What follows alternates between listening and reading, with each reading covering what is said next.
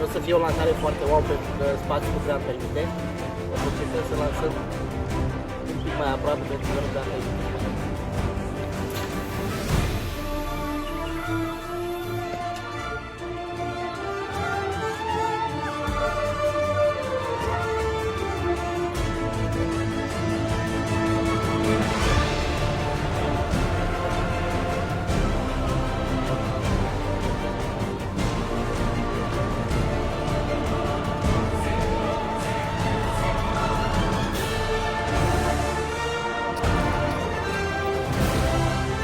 Șablona.